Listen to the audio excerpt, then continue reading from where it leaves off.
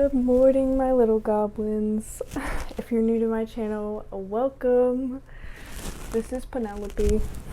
This is my aunt's cat. Today I'm going to be telling you a story about my first kind of communication with a ghost.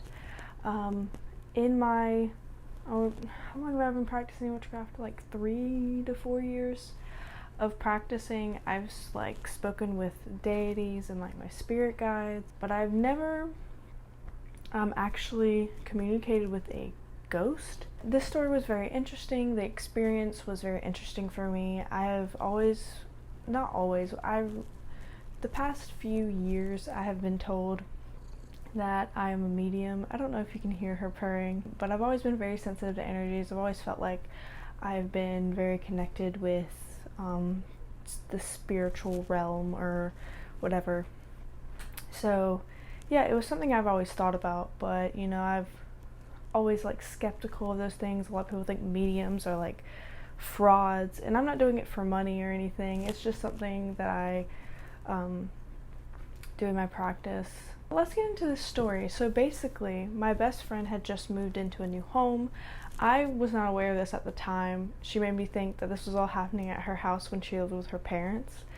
So she calls me, or she texts me. I think she called me and she texted me, but she was talking to me about how she had some experiences happening in her house and she believes that there's a ghost in her house and that she doesn't know what to do. And I was like, well, if she's texting me, then obviously she has an issue or she wouldn't text me. So I was like, okay, yeah, I can go over this day and we can figure it out. Like, I can, if it's something that's just there to just mess with you, I can banish it, and whatever. So I grab my backpack of things that I have. So I have like literally everything in this bag because I don't have my own place right now, so all of my witchy things are in this bag so that I can just take it out and use it when I need them. So I just took the whole bag with me because I was like, oh, this is convenient. So I grabbed one of my, this tarot deck actually, I grabbed this tarot deck and that bag and I went to her house. To tell you a little bit of the stuff that she told me that was happening in her house before, like the reasonings why she felt like there's a ghost in her house, she said that she was in the kitchen one day and they had this like old style jukebox looking radio, and that they had it playing one day and one day it just changed on its own, like it was flipping through the stations by itself. And then she said one day she was home alone, because she lives with her boyfriend, and the master bedroom in the home, they used that as like a gaming room, but the door had opened and slammed shut by itself, and my friend watched it happen. So with that information, I was like, okay, it could be a trickster just messing with her. It could be something that's attached to her. It could be really anything. So I was like, let's go in with with good intentions of like, you know, just figuring out the situation. So I get there and she's showing me everything, and she was telling me that a lady had died. The lady that previously lived there died there. And she was really sick and really old, and she'd probably lived there really like most of her life. And I was like, okay, well, I don't want to banish her if it's the lady that died here, because this is her home, and I feel like that wouldn't be right to banish her from her own home. So I was looking around, and a lot of her stuff was still outside, like on the porch. She had these little knickknacks, and like she said that there were some birdhouses in the tree in the front yard. And after she had threw those out is when the stuff started happening. And I was like, okay, that makes sense. She probably is very upset that she threw away some of her things. And she had just a lot of different things. Specifically, I saw this little squirrel outside, and I felt like kind of drawn to that squirrel. I picked it up and I looked at it and I just put it back down. And she said she hasn't thrown anything else away after the birdhouses because she didn't want more things to happen. So I was like, okay, that makes sense. So we went in, and I didn't initially feel anything when I walked through the front door, because we were in the living room, and it kind of was just like, it felt like very new homey. Like it was cozy, it was nice. It was a very nice house. And then I walked into the kitchen, and I could just I felt it immediately down the hallway. Like, I could feel where it was coming from. And, you know, she gave me a little tour of the house, and I was like, I really didn't feel anything at first, but as soon as you pass through this hallway, you can feel it immediately. We were sitting in the living room, and I was explaining to her what I wanted to do and how I wanted to assess the situation, and that I was coming here planning on banishing whatever was messing with you, but if this is this lady, I don't want to banish her from her home. And then I show her a pendulum. So I have one right here, actually, conveniently. If you do not know what a pendulum is, it is basically a string with a weighted object. Nowadays, they are chains with crystals at points at the bottom of them.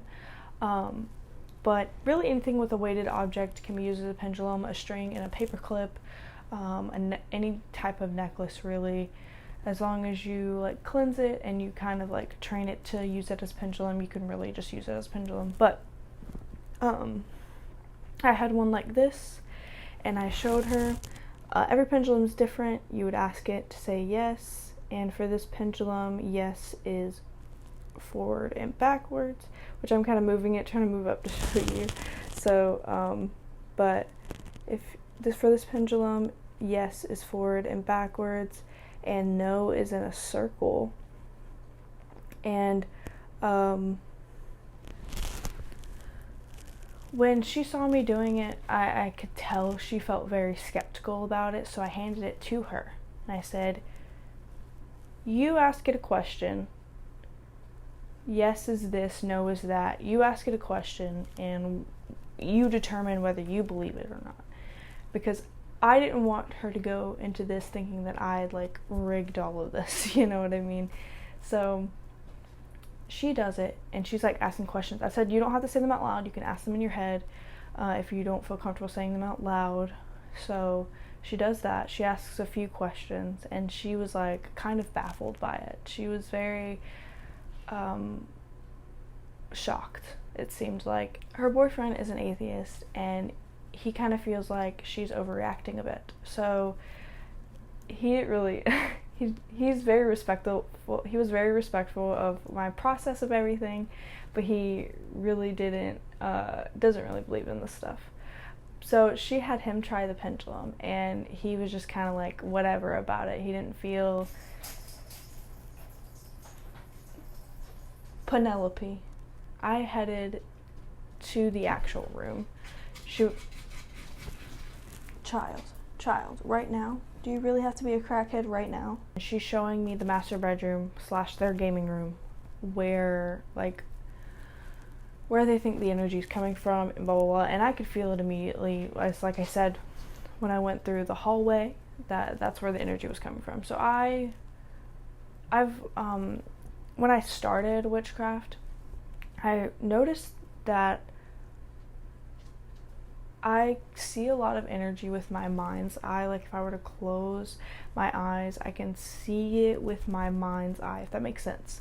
Because when I lived in my old house, when I'd sleep, I felt like something was watching me. Like I could see it in my room, in my mind's eye, like staring at me.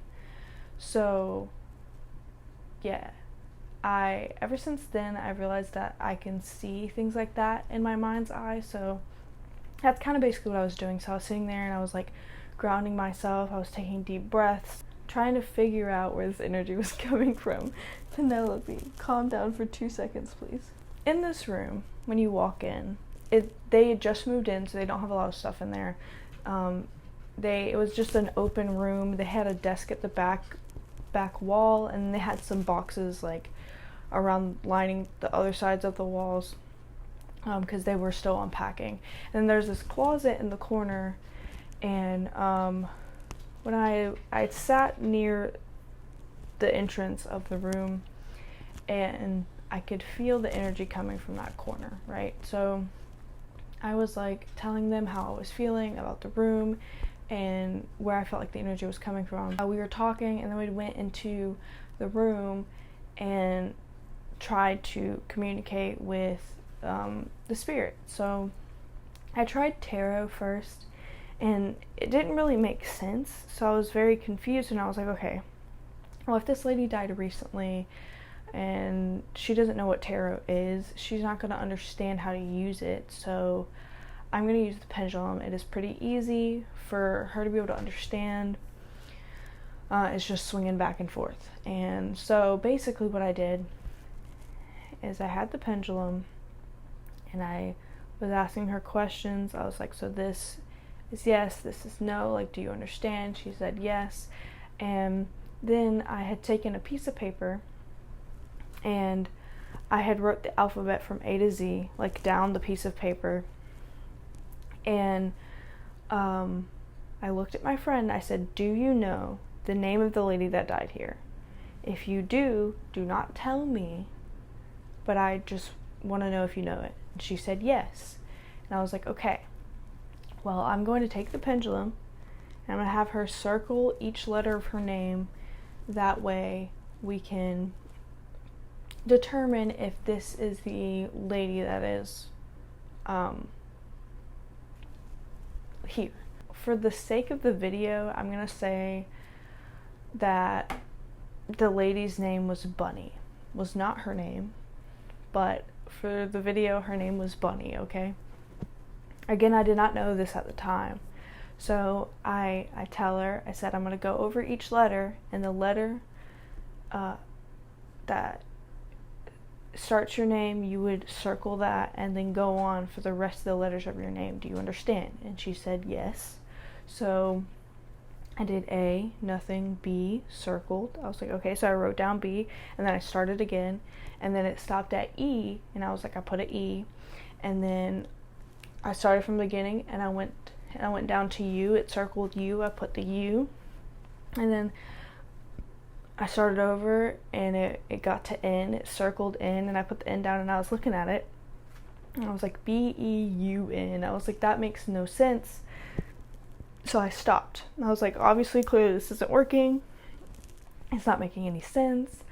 And I was like, what was the lady's name? And she said Bunny. And I looked down at it, and I was like, if I would have let her keep going, she probably would have put N-Y. Like, she probably would have spelled her name. But things, especially if she's new to death and being a ghost, and she recently died, she's still trying to figure things out. Things get scrambled through the veil. Clearly, it was a mistake. She tried to get a vowel in there, but she just picked the wrong vowel. But I 100% believe she would have continued to spell her name if I would have let her. But unfortunately, I didn't. So, but I do feel like it was her. So we kept asking her questions. I asked her if she was upset that someone had moved into her home, and she said yes. And then I asked her if she felt disrespected when her things were getting thrown out, and she said yes. And at this point, I had physically felt my body heat up, and I looked at my friend, and I was like, I can feel her anger. Like, you know how when your body gets really hot when you're angry, and this house was cold. So, like, my body temperature heated up to the point where I was sweating. Like, I could feel this woman's anger. My friend had apologized. She said, I'm sorry, I'm just trying to, these people left your things here, and I was just trying to get rid of them. I wasn't sure, blah, blah, blah. And then I kept seeing the little knick-knack squirrel on the porch in my head. I kept seeing it over and over. And, my friend was like, we left a fish out there. We still have that fish on the porch for you. We named him. We're going to keep him on the porch for you. While my friend was talking, I was like, do you want us to keep the squirrel on the porch for you? Do you want her to keep the squirrel on the porch for you? And she said yes. And I was like, I looked at my friend. I was like, I kept seeing the squirrel in my head. I think she really wants the squirrel to stay on the porch. And she was like, okay, we'll leave it there. She goes, do you like the fish though? And the lady was like, yes, I like the fish. And she told her the name of the fish, and I think my friend was just proud of the name that she picked for this fish. But she was kind of bonding with the spirit, honestly.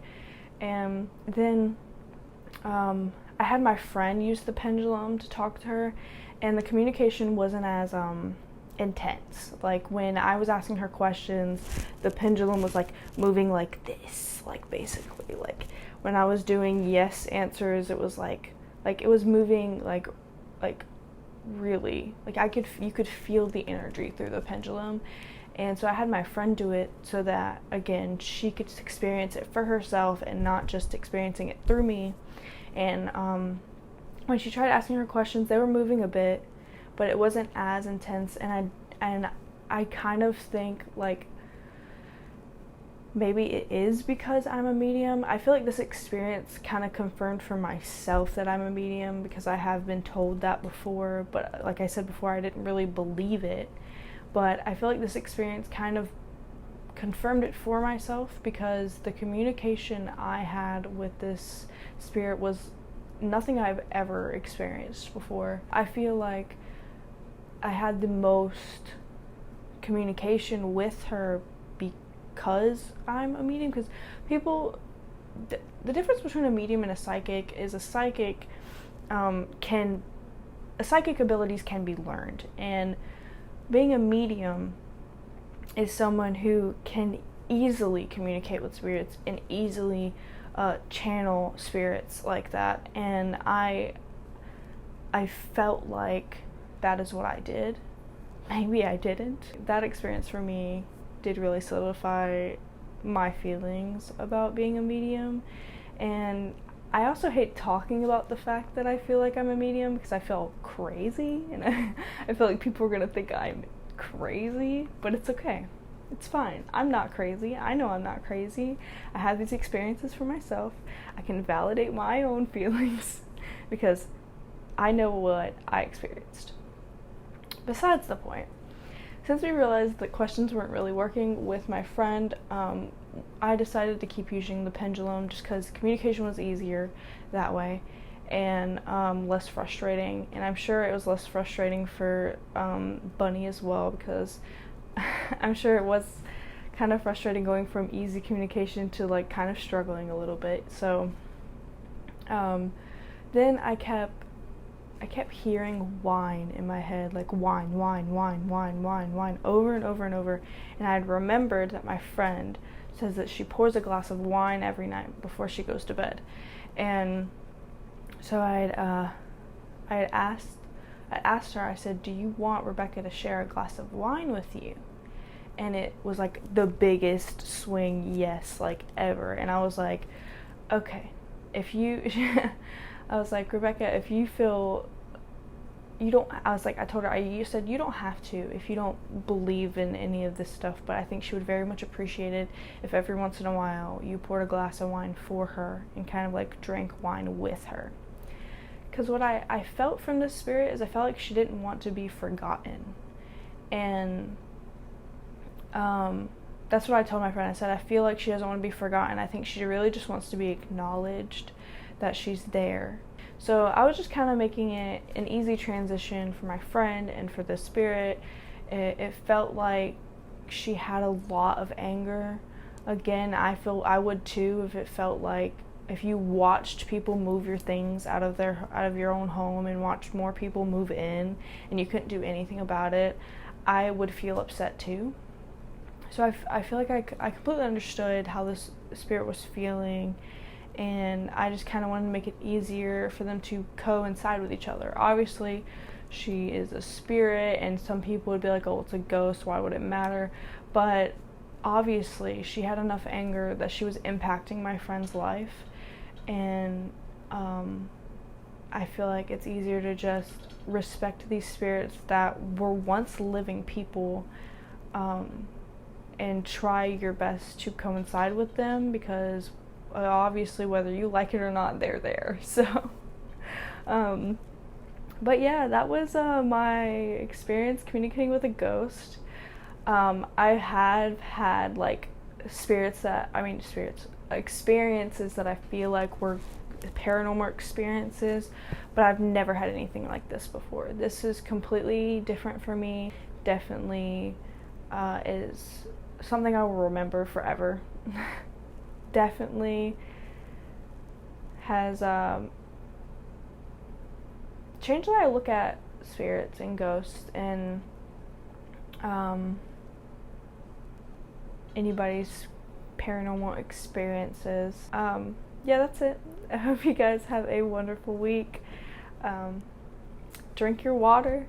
Subscribe. If you want to become a little goblin, you gotta subscribe. And give this a thumbs up if you like this video, if you want more videos like this, because I want to share more experiences like this when they happen. So yeah, thank you for watching. Bye.